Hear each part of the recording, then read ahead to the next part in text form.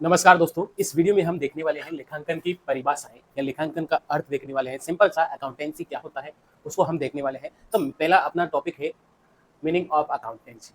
Accountancy का मतलब ये लेखों को दर्ज करना, यानी कि लेन देन जो होते हैं उनको दर्ज करना। ठीक है। अब अकाउंटिंग का मतलब ये केवल लेखों को दर्ज करना नहीं होता है। ठीक है, इसमें क्या क्या प्रोसेस होती है। सबसे पहले हम पहला क्या करेंगे, सबसे पहले हम स्टार्टिंग में जो अपने ट्रांजेक्शन होंगे, लेन देन होंगे, ट्रांजेक्शन होंगे, इन ट्रांजेक्शनों की क्या करेंगे, पहचान करेंगे। सबसे पहले अपन क्या करेंगे, ट्रांजेक्शनों की पहचान करेंगे। जो भी लेन देन अपन करते हैं उनकी पहचान करेंगे। अभी लेन देन क्या होते हैं, ये दो तरह के होते हैं। एक तो मौद्रिक होता है, एक तो अपना होता है मौद्रिक, और एक होता है गैर मौद्रिक। गैर मौद्रिक, मौद्रिक और गैर मौद्रिक का मतलब क्या। कभी कभी क्या होता है दोस्तों, ट्रांजेक्शन हम करते हैं तो क्या होता है, कभी कभी किसी हेल्पिंग नेचर के कारण हम कोई काम कर लेते हैं। जैसे कि मान लीजिए अगर आपके दोस्त ने आपके पास बैठा है, आपका दोस्त, और आपका बैग नीचे गिर जाता है टेबल से, तो आप क्या कहते हैं, भैया बैग को ऊपर रख दीजिए ना। तो इस प्रकार से आप वो क्या करेगा, आपका बैग को आपको दे देगा, या गिव मी पेन। ठीक है, इस प्रकार से जब भी आप उससे बात करते हो तो वो आपको वो हेल्पिंग नेचर से वो काम कर देता है, लेकिन उसमें किसी प्रकार का लेन देन नहीं होता है, किसी प्रकार का पैसा मनी का ट्रांजेक्शन नहीं होता है। तो जब मनी ट्रांजेक्शन नहीं होगा तो यहाँ पर उसको लिखना भी कंपलसरी नहीं होता है। ठीक है, तो गैर मौद्रिक ट्रांजेक्शन कभी लिखे नहीं जाते हैं, लेकिन मौद्रिक ट्रांजेक्शनों को अपन लिखेंगे। तो यहाँ पर मौद्रिक ट्रांजेक्शन का मतलब हो गया, जैसे कि आपने किसी से गुड्स परचेज किया है, माल परचेज किया है, फर्नीचर परचेज किया है, फर्नीचर को बेचा है, ठीक है, या एक्सपेंसेज पेड करा है, या सैलरी चुकाई है, ठीक है, कमीशन मिला है। जब भी पैसा आएगा उसका ट्रांजेक्शन आपको करना है। ठीक है, तो बिना पैसे के रिलेटेड जो मौद्रिक नॉन इकोनॉमिक एक्टिविटी की अपन बात कर सकते हैं कि नॉन इकोनॉमिक एक्टिविटी यहाँ पर दर्ज नहीं की जाती है। जो इकोनॉमिक एक्टिविटी होती है जिससे पैसे से संबंधित होता है, जिसका मूल्य अपन पैसे में देते हैं, या मूल्य अपन पैसे में लेते हैं, या जिसका मापन अपन पैसे में कर सकते हैं, ठीक है, मूल्य में अपन कर सकते हैं, मनी में अपन कर सकते हैं, उन्हीं ट्रांजेक्शन को अपन लिखेंगे। तो सबसे पहले अपन ने ट्रांजेक्शन की पहचान कर ली।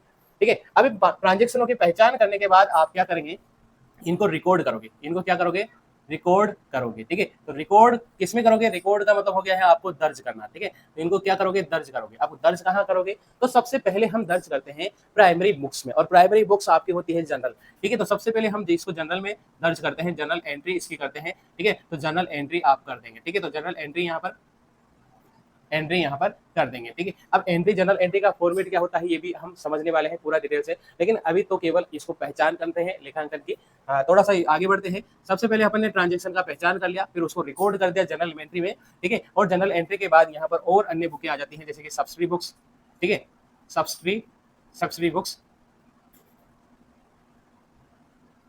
सब्सिडी बुक्स आ जाएगी। ठीक है ना, सब्सिडी बुक्स का मतलब हो गया है आपका यहाँ पर जो परचेज बुक है, सेल्स बुक है, केस बुक है, ठीक है, वो सभी यहाँ पर सब्सिडी बुक्स होती हैं। ठीक है, तो पहले सबसे पहले रिकॉर्ड करेंगे अपन ट्रांजेक्शन को, और रिकॉर्ड करने के बाद उसके क्या करेंगे, लेजर बनाएंगे। ठीक है, लेजर बनाएंगे। और लेजर किस में बनती है, देखो लेजर का मतलब हो गया है खाता बनाना। ठीक है, अकाउंट्स बनाना, अकाउंट्स आपके बनेंगे। ठीक है, अब अकाउंट्स सभी के अकाउंट्स बनेंगे। ठीक है, तो सबसे पहले रिकॉर्ड करेंगे, और रिकॉर्ड अपन जनरल में करेंगे। उसके बाद में यहाँ पर क्लासिफिकेशन करेंगे। ठीक है, तो क्या करेंगे इसको, जिसको अपन कहेंगे लेजर, यानी कि क्लासिफिकेशन। क्लासिफिकेशन, ठीक है ना, तो क्लासिफिकेशन करेंगे, यहाँ पर वर्गीकरण करेंगे। ठीक है, तो वर्गीकरण यहाँ पर करेंगे। अब वर्गीकरण का मतलब ये समझो तो दोस्तों कि जब भी अपन ट्रांजेक्शन को करते हैं तो सबसे पहले अपन पहचान कर लेते हैं ट्रांजेक्शन की, किस ट्रांजेक्शन को अपन को लिखना है, किस ट्रांजेक्शन को अपन को नहीं लिखना है। उसके बाद हम उसको दर्ज करेंगे किसी भी वही में, तो यहाँ पर जनरल एंट्री अपन उसकी कर देते हैं। उसके बाद क्लासिफिकेशन करेंगे, पहचान करने के बाद क्लासिफिकेशन करेंगे, वर्गीकरण करेंगे। जो एंट्री अपन ने की है उसी से अपन क्या बनाएंगे, उसी से अपन लेजर बनाएंगे। ठीक है, और लेजर बनाएंगे तो सबके अलग अलग अकाउंट बनाएंगे, सबके अलग अलग क्या करेंगे, अलग अलग अकाउंट बनाएंगे। ठीक है, तो सबके अलग अलग अकाउंट यहाँ खोले जाएंगे। जैसे कि सेल्स बुक का अलग अकाउंट खुल जाएगा, परचेज बुक्स का अलग खुल जाएगा, डेटर्स का अलग अकाउंट खुल जाएगा, एसेट्स का अलग अकाउंट खुल जाएगा। ठीक है, उसके बाद अपन क्लासिफिकेशन करेंगे। ठीक है, उसके बाद क्लासिफिकेशन होने के बाद अपन इसका क्या करेंगे, सारांश करेंगे। सारांश सारांश का मतलब हो गया है आपका यहाँ पर बनेगा ट्रायल बैलेंस। क्या बनेगा, ट्रायल बैलेंस बनेगा। ट्रायल बैलेंस बनेगा, और ट्रायल बैलेंस आपको पता है, ट्रायल बैलेंस में सभी कॉलमों को अपन संक्षिप्त रूप में लिखते हैं। ठीक है, सारांश का मतलब हो गया संक्षिप्तीकरण। ठीक है, तो संक्षिप्तीकरण यहाँ पर अपन उसको कर देंगे, यानी कि संक्षिप्त में रूप में उसको लिख देंगे, और लिख के कहाँ पर लिखेंगे, ट्रायल बैलेंस में लिखेंगे। सबसे पहले क्या करेंगे, ट्रायल बैलेंस में उसको लिख देंगे। ठीक है, उसके बाद ट्रायल बैलेंस से अपन क्या बनाएंगे, उसके बाद ट्रायल बैलेंस से आप बनाएंगे फाइनल अकाउंट। फाइनल अकाउंट बनेंगे, फाइनल अकाउंट्स आपके बन जाएंगे। फाइनल अकाउंट्स में बेसिक क्या चीजें होती है, इसमें तीन चीजें आपको कंपलसरी याद रखना है। ट्रेडिंग अकाउंट बनता है एक तो, ठीक है। ट्रेडिंग अकाउंट होता है, एक होता है आपका प्रॉफिट एंड लॉस अकाउंट होता है, और एक होती है बैलेंस शीट, एक होती है बैलेंस शीट, ठीक है, एक बैलेंस शीट। ये बनने के बाद ट्रायल बैलेंस, इनसे आपको क्या पता चलता है, इनसे आपको पता चलता है रिजल्ट। इससे क्या पता चलता है, रिजल्ट। राजस्थान ग्राम विकास अधिकारी के लिए सबसे अच्छे content, video classes, live classes और नोट्स आपको यहां पर मिलेंगे सबसे सस्ता। जैसा कि आपको दिख रहा है 149 पे आपको ये कोर्स मिलने वाला है। 93% आपको यहां पर छूट दी गई है और 149 पर ये कोर्स आपको अवेलेबल हो जाएगा, जिसमें आप लाइव क्लासेस देख सकते हैं।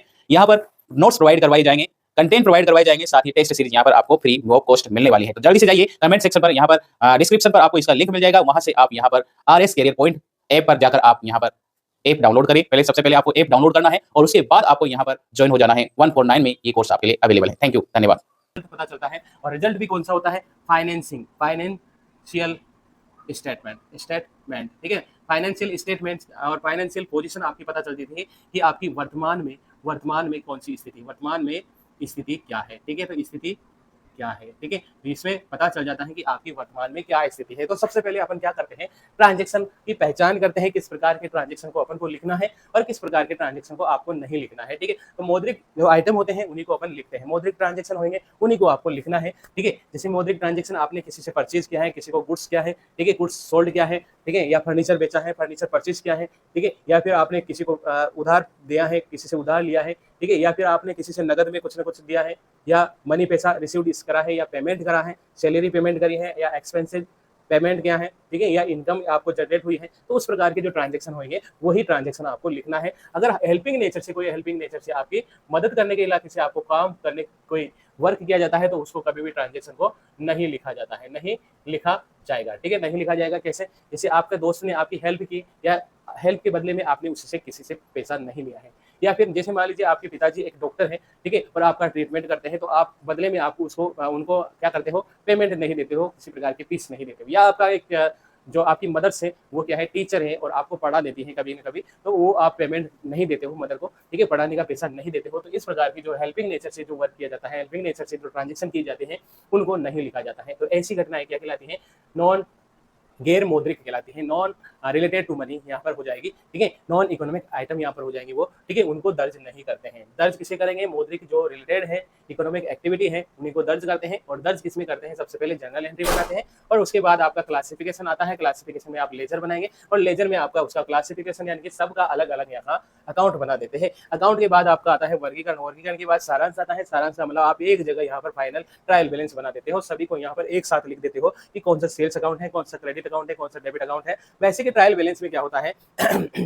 ट्रायल बैलेंस में एक तो आपका जो होता है, जैसे मान लीजिए एक फॉर्मेट यहाँ पर मैं बना देता हूँ। ट्रायल बैलेंस में क्या होता है, ये 5 कॉलम मुख्यतः होते हैं। इसमें नंबर आप लिखते हो, एसएन नंबर लिखते हो, इसमें जो भी डिटेल होती है वो ट्रांजेक्शन लिखते हो। यहाँ पर जो लेजर फॉलो नंबर रहता है, डेबिट कॉलम रहता है, क्रेडिट कॉलम रहता है, ठीक है। जो डेबिट अमाउंट है, जैसे कि परचेज आपकी डेबिट अमाउंट है तो परचेज डेबिट में लिख देते हो, सेल्स आपका क्रेडिट होता है तो क्रेडिट अमाउंट लिख देते हो, ठीक है। ऐसे आप ट्रांजेक्शन को लिख देते हैं, ठीक है। ये सब अपन सीखेंगे जब ये टॉपिक आ जाएगा। तो अभी क्या है, जैसे परचेज डेबिट होता है तो परचेज डेबिट कॉलम में चला जाएगा, सेल्स क्रेडिट होती है तो सेल्स क्रेडिट कॉलम में लिख दी जाती है। जैसे एसेट्स बढ़ रही है, एसेट्स आपकी आ रही है तो डेबिट कॉलम में आ जाएगी, ठीक है। और जो लायबिलिटीज है वो आपकी कैपिटल नेचर, लायबिलिटीज आपकी क्रेडिट नेचर की होती है तो उसको क्रेडिट में आप लिख देते हैं, ठीक है। कैपिटल आपकी क्रेडिट होती है तो क्रेडिट में लिख देते हैं। इस प्रकार से अपन लेजर बनाते हैं। अब लेजर बनाएंगे, सब सीखेंगे, जर्नल एंट्री भी करना सीखेंगे, तो यहाँ तक आप समझ गए होंगे, ठीक है। तो यहाँ पर लेखांकन का सीधा सा मीनिंग क्या होगा, किसी भी ट्रांजेक्शन को लिखना, उसको दर्ज करना, उसका संक्षिप्तीकरण करना, उसका वर्गीकरण करना एवं अंतिम रूप से परिणाम याद करना, यानी कि रिजल्ट याद करना, फाइनेंसिंग स्थिति आप पता करना,